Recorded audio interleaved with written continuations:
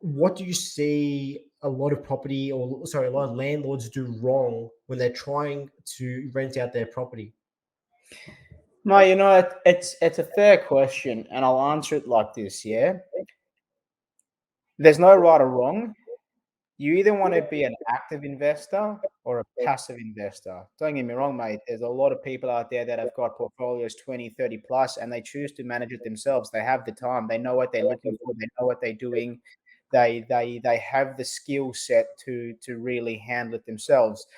So, for example, I'll take a backtrack and then I'll answer your question. I had an owner call me the other day to ask me if I would just do a let only, where it's like that's just fine the tenant, but then she wants to manage it herself because her husband is a tradie and he knows how to do maintenance and all that sort of stuff.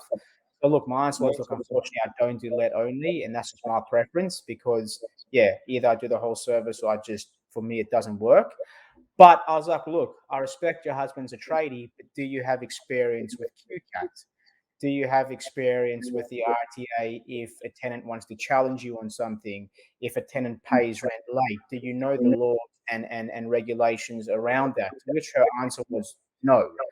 So I was like, well, fair enough that your partner is in that trade and your partner can do maintenance, but there is a lot more to managing a property than just maintenance, mate. It's managing relationships, managing people, really.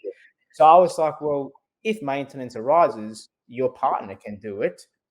But having someone look after your property to make sure tenant pays rent on time, that you're kept up to date with legislation and regulations, make sure in the event that a tenant stops paying rent, which is common, it does happen, or a tenant absconds or destroys or breaks a property, that you have someone there who understands and a team that's there that knows what they do. If the situation arises that you have to go to QCAT or VCAT or any what state what you're in, that someone's actually there to assist. So long story short, yeah, she's now wanting to work with us. So it's like, well, if I didn't take that time to explain that to her, she may have got herself caught up in a situation where she didn't want to be. And look, don't get me wrong, like I said, tenant too. A lot of tenants are smart these days with knowing what they can or can't do, knowing how far they can push legislation and boundaries before they actually kind of get in trouble, if that's the right word. Yeah.